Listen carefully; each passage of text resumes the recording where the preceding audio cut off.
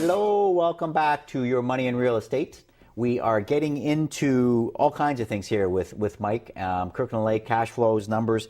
But I wanted to pause for a second and talk because, with 60 doors that you have, we kicked around, the most common, of course, is an N4, which is the Ontario Tribunal's notice for no payment. For no payment. For no payment. The N11 is what? That's for when someone has agreed to leave and then they don't leave. Okay. So in terms of strategies, I just, because I know some people appreciate that. I know that you would be preferred to, as you said, go and talk to them. Yeah. Get them either an N11. Obviously, if they're not paying because they're not happy about something, or they've lost their job, or something has happened. But you as a landlord got to say, hey, and I've been in there hundreds of times, I don't want to kick anyone out. And if there's a way to work it out, you work it out. For sure. But so is N11 is your preferred? Well, I use that on occasion. I use that in that fourplex. The people who were in there, none of them had jobs. Like I said, drug addiction, hoarding, it was really bad. So I went in and said, okay, look, if you guys sign this stating that you'll leave, I had them read it, they knew what it was. Yep. Then I will help you financially to get set up in another apartment. Oh, good for you. So the time went by that they'd agreed on, which I think was 2 months. They had 2 months together and everything together. Yeah. And they just basically gave me the finger.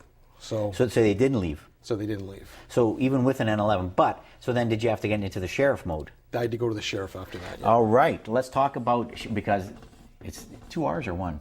1 R, 2 F's. I've done That's that it. so many times. Yeah, I know.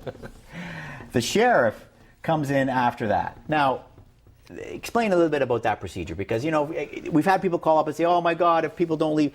It's a rare thing, isn't it? To have to bring in a sheriff, it's a rare thing to actually have to bring him in. Yeah. To threaten to bring him in is more common. Yeah. Because once you tell the people the sheriff's coming, they all know. They know what the sheriff is. He has the full authority. He takes them out in handcuffs if he has to. Mind you, it costs you another $450 to get the sheriff. That's what I wanted to sort of dwell on. I mean, every step of the way, you're paying money to have people who are basically living for free. Yep. You're never going to recover this money back. Never.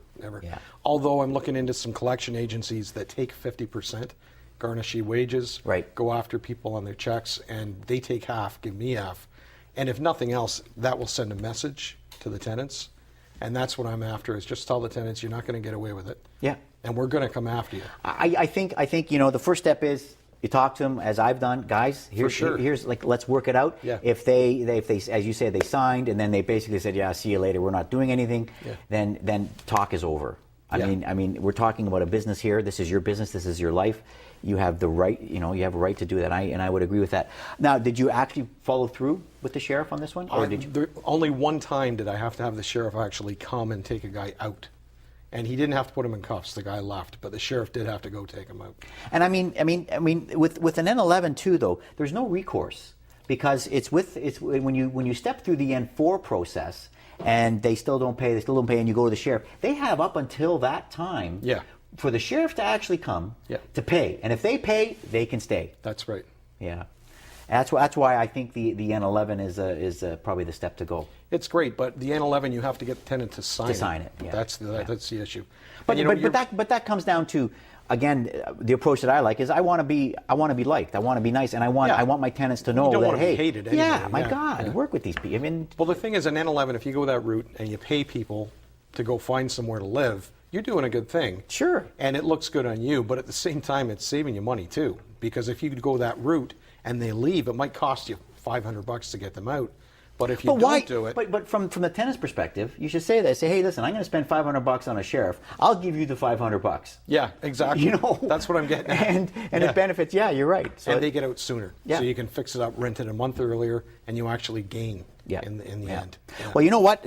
We've got, that's great. We've never sort of this season got into any of this. That's fantastic. Let's talk about, I think, your final property. What I think it's your biggest one. Is it a 13-plex? Yeah, that's right. Is it up on screen here? I can't. Is it up there yet? Let me see. Yeah, there we go. So that is the two commercial on the bottom. Speaking of which, I made a note here. What's the commercial? Because there's investors out there that say, I don't want to deal with the N4s. I want to have a commercial lease. I can change the locks anytime. Yeah. Anytime. Yeah. So tell me your thoughts on the commercial a bit. I just raised the commercial rents this month. But you can't do that without having a proper lease, though. Well, Or don't It's tell month- me up there, it's month to month. even commercial, they're on month to month. But even in a commercial with a lease, you can raise it any time. You just have to give them 60 days. And if they don't pay the rent, you can lock out a commercial tenant, where you can't do that with a. Well, in a commercial lease, it's a contract, and if both people abide by that, If you have contract, a contract, yeah. Well, but you're saying on these guys here, because they're month to month, you're saying you can raise the rent. Yeah. So on these units here, you don't have a commercial lease? Nope. Nope. One of them's my own real Holy. estate agent, eh? Oh, well, that's okay. And he doesn't mind the way you're doing. Okay, so let's get into some numbers because that's my favorite part. So this is a 13-plex, and what'd you pay for it? 157. 157 for a 13-plex. This is my favorite show. That was This in is 09. my favorite show.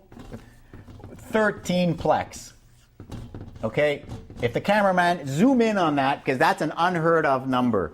157 13-plex. Now, what kind of shape was it in?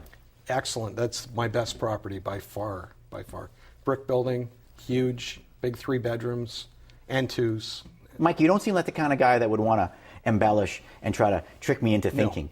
So, and it sounds like you've seen, as you said, cats, and we all I've know seen about that cat pee yeah. and that whole thing. I've been there too, and the smell.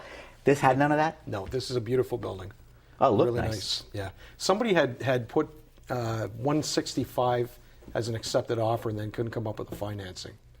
So I went in and said, okay, I'll give you 157 and I get the financing. Okay, if there's anyone watching, I'm telling you right now, I'm going for a beer with this guy, and we're going to be buying some property because I don't care. Even if you double that, I mean, my biggest property was a 15-plex, and I thought I bought at a deal at was it 425. That's about what this is worth now. Yeah. So even still, it's a good deal. It depends, of course, on your rents. Let's get into some of the rents. What would your rents be on some of this then? I have a bit of a problem with some low rents on this because there's some 150-year-old ladies that live there that are paying like $350 a month for a 1-bedroom. Okay, But there's only 4 people. The rest of them I've been able to raise as people have left. I've got some 2-bedrooms at $975. Okay, 2 times commercial. So you've got 2 at $975. Yep. Let me see. Got 4 1-bedrooms at $650. 4 at $650. I've got 2 1-bedrooms at $700. 2. You know what? How about we do this? You probably know what you probably know what your gross income is on this. Yeah, it's approximately without the commercial. Let me think now.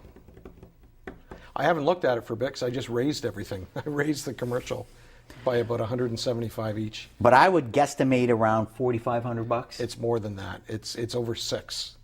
It's over 6. So if I say 6,000 of income, I mean I'm not a super math, but your cap rate is 30%.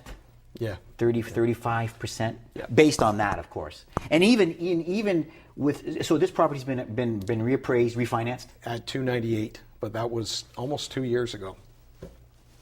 So you've paid that property out. So it's even though it's valued at 4, has it been recently appraised at 4? Or No, you're just I'm guesstimating? estimating that, but it was Yeah. it was 3 about 2 years ago. So it's got to be 4. It's got to be more than 4, maybe over 450, I would think. And that's a flat roof. I didn't. It's a flat roof, Yeah, yeah. What's the roof like? It's flat roof. It's in good shape. It's in good shape. It's going to have to be redone maybe in about 5 years. Yeah, that to me, whenever you look at a commercial, that's the first thing I look at. A flat roof. Those membranes, they can be one Yeah. of the worst things in the world to Yeah, deal with. you've got to get them done right. Yes. Yeah, Yeah, for sure. And finding the right people. But so there's. Let's talk a bit about parking. We got 13 tenants. Parking's an issue there. There is no parking. There's what's in front of the building, and that's it. People make a deal with the guy across the street who has a parking lot. Yep. And they just park there. So Is this unit right downtown? it is right downtown. Yeah. So that street there would be That's Duncan. Okay. And this is Highway 66, Highway 60, which is Government Road. Route 66. Route 66. My God, Route 66. There's been a gazillion books, and you can make your money on Route 66. That's right.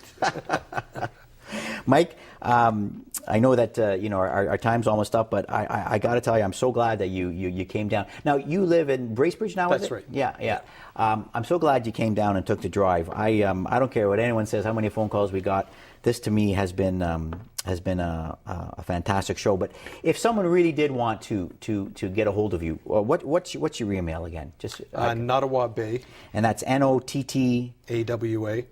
Okay. BAY. Yep. At yahoo.ca. At yahoo.ca. Yep. And you could, if anyone's interested as well, you can probably contact me. I've got his email, and as you can tell, I'm deeply impressed. He takes a lot of risk, but he's making the numbers work, and he's going down in the annals of the gold rush guy.